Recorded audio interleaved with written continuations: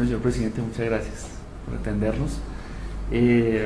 La Tribuna Colus ha preparado unas preguntas para hacerle, que son las siguientes. ¿Cree usted que la salida del conflicto aquí de Colombia está en un intercambio humanitario con constituyente de por medio? Son varias preguntas en una sola. Primero, creo que la salida del conflicto de Colombia comienza por una solución de la tragedia humanitaria que estamos viviendo. Y esa tragedia humanitaria a su turno empieza con la liberación de los 21 soldados y policías que todavía permanecen secuestrados en las selvas colombianas. Si la guerrilla colombiana de verdad quiere abrir un espacio, por pequeño que sea, hacia una salida política al conflicto armado, tendría que proceder a esta liberación humanitaria de los secuestrados y a comprometerse en lo que podríamos llamar los mínimos humanitarios: respetar las escuelas, los colegios, sacar a los menores de la guerra. A partir de ese momento se abriría un espacio para la paz, y solamente, a mi juicio, ese espacio justificaría que este país solemnizara un acuerdo de paz o de reconciliación a través de una nueva Asamblea Constituyente. ¿La nueva Asamblea Constituyente? Exactamente. Usted ha participado en los esfuerzos de la liberación de los secuestrados por parte de las FARC. ¿Cómo describiría su rol en este proceso? ¿Y cree usted que algún día podremos poner fin a tan cobarde y nefasto flagelo? Lo que he estado haciendo en los últimos 10 o 12 años es, en primer lugar, mantener visible el problema de los secuestrados, porque así como cuando estaba de por medio la liberación de Ingrid Betancourt y de los 3 técnicos norteamericanos, pues hubo un alto perfil en la exigencia de la liberación de los secuestrados, particularmente en los que he mencionado.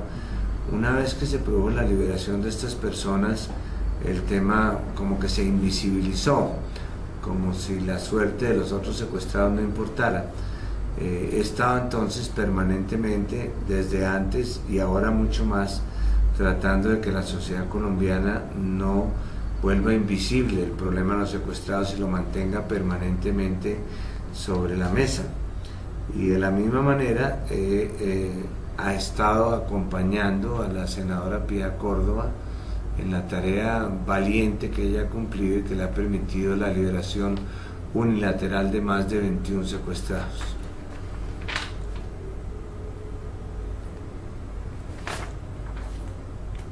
Tengo que hacerle esta pregunta, porque de hecho estaba preparada ya que me nombra la doctora Piedad Córdoba. ¿Cómo definiría usted a Piedad Córdoba? ¿Cómo la define? La defino como una de las más importantes líderes políticas que tiene en este momento no solamente Colombia, sino América Latina.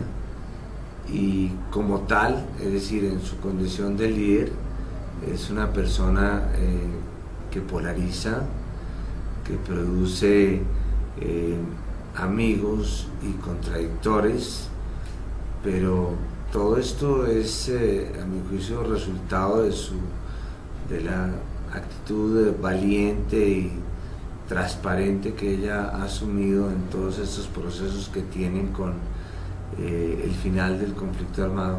Porque cuando estamos hablando de los secuestrados, como ya lo decíamos, no solamente estamos hablando de devolver a la libertad a 21 personas, sino de devolver a la libertad de la violencia a los 45 millones de colombianos. Y en esa tarea creo que Piedad Córdoba no solamente ha sido un factor indispensable, sino que sin ella sería muy difícil pensar en un avance hacia el futuro.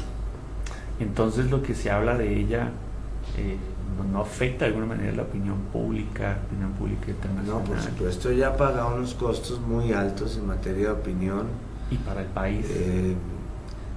Yo diría que son más los costos que piensan los enemigos de Piedad que ha pagado el país que lo que realmente el país ha podido sufrir de menoscabo por la acción internacional de Piedad. Ella es una mujer inclusive mucho más reconocida internacional que nacionalmente, pues porque a nivel internacional se le quita el componente local de los enfrentamientos, la parte anecdótica y por supuesto unos fuertes odios personales que hay en contra de ella.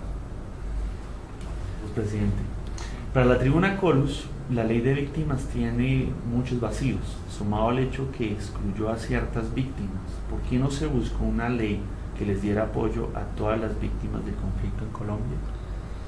Pues creo que la principal acotación que se consiguió fue la de alguna manera, no reducir, sino enmarcar la acción de la ley de víctimas a las víctimas del conflicto.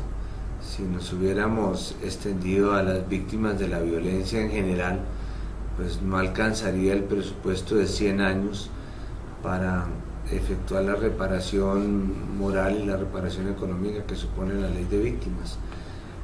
Respecto a que estén o no todas las víctimas, en cuanto al tema cronológico, pues también fue una discusión muy álgida que finalmente terminó incluyendo a las víctimas de lo que yo creo que fue el más importante proceso de exterminio que se ha vivido en este país, de exterminio político, que fue la desaparición de la Unión Patriótica.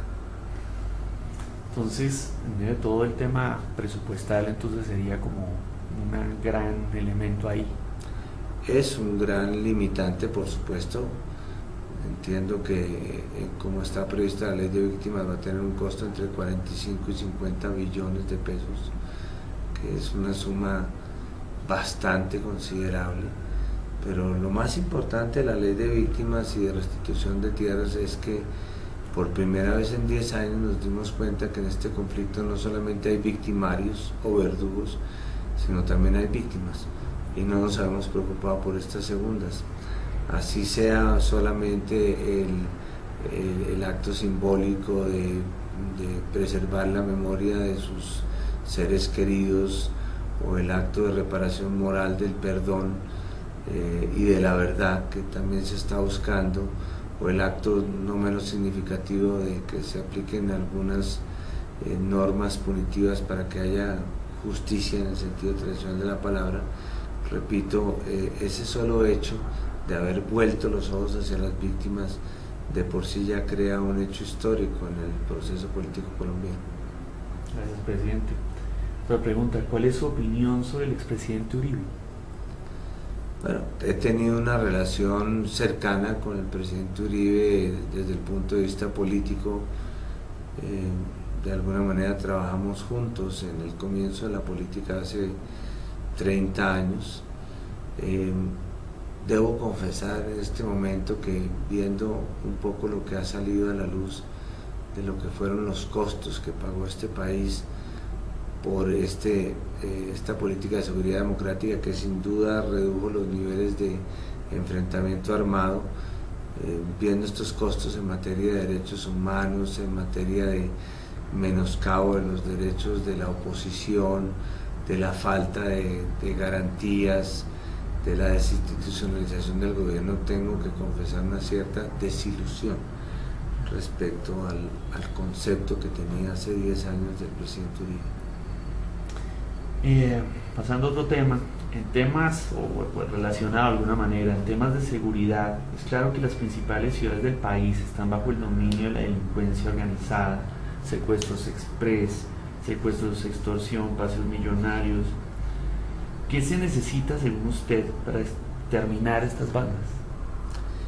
Hombre, a mí me parece que de alguna forma nos hemos sorprendido con un fenómeno que no es nuevo. Aquí lo que ha cambiado un poco es el nombre. Primero fueron las autodefensas, después fueron los grupos paramilitares, hoy día los llamamos las bandas criminales. Lo que me parece que ha complicado las cosas es el proceso de negociación que se abrió en el gobierno pasado con los grupos paramilitares, de negociación política, como si se tratara también de grupos, digamos, alzados en armas que estuvieran reivindicando derechos sociales, como podría llegar a ser el caso de los grupos insurgentes de izquierda. Pero lo que tenemos es lo mismo que teníamos en cuanto a bandas criminales hace 10 o hace 20 años. Y lo que está alimentando esta delincuencia organizada, pues son los dineros del narcotráfico, que las financiaron hace 30 años y las siguen financiando hoy día, y hay una especie de correa de transmisión entre los unos y los otros, que es lo que se está expresando con la fuerza de estas bandas criminales. Gracias, presidente. Pasando a otro tema, en el caso hay una preocupación por nosotros en la Tribuna Colus, y es: ¿no cree usted que el Partido Liberal se convirtió en una colectividad sin renovación? Totalmente de acuerdo. Me parece que el partido ha venido de para atrás como el cangrejo, y que en este momento lo que estamos viendo es la necesidad de una refundación del Partido Liberal, centrada en 3 aspectos fundamentales. Primero, que el partido define exactamente en qué sitio del espectro ideológico estamos. Estamos a la derecha del centro, como está en la mitad de este país, o más de la mitad de los sectores políticos, o podemos representar un espacio a la izquierda del centro, como corresponde a nuestra vocación, comillas, socialdemócrata o socialista. Segundo, cambiar su estrategia política para incorporar y de alguna manera representar nuevas organizaciones y nuevas tendencias y fenómenos sociales como estos que estamos hablando, de las víctimas de la violencia. Y tercero, pues el partido no le está llegando a los sectores jóvenes porque no les está hablando el mismo lenguaje, que no es el lenguaje de las viejas convocatorias, sino es el lenguaje virtual de las redes, de los Twitter, de los Facebook, de las conexiones a través de los sistemas de internet. Arriesgar a hacerle una pregunta precisamente sobre eso. ¿Usted no cree que el expresidente Gaviria le hizo más bien daño al partido? No quisiera yo personalizar. Yo creo que no se trata de en este momento culpabilizar a una persona o a otra. Creo que el actual director del partido no está cumpliendo bien con su papel. Creo que de alguna manera se concentró en la mecánica política y abandonó pues el trabajo ideológico y el trabajo político, y creo que este tema se debe resolver precisamente en un congreso del partido, que es el que algunos sectores hemos venido pidiendo que se convoque después de las elecciones de octubre. Por último, señor presidente, si usted fuese presidente hoy, ¿qué haría que no pudo hacer en su gobierno? Bueno, tendría que hacer en primer lugar otra entrevista, porque uno estaría actuando cínicamente si dijera que todo lo que quería hacer lo hizo y que no le quedó nada por hacer. Si a un presidente en Colombia no le queda nada por hacer, o que es un mentiroso, que está completamente loco. Por supuesto hubiera querido avanzar, en mi caso personal, más en el tema social, en los programas de la red de solidaridad, el CISBEN, aumentar las coberturas, pues era lo que a mí fundamentalmente me preocupaba con el tema de infraestructura, pero cada quien le duele la procesión según haya ido en ella. Gracias, señor presidente. No, con mucho gusto.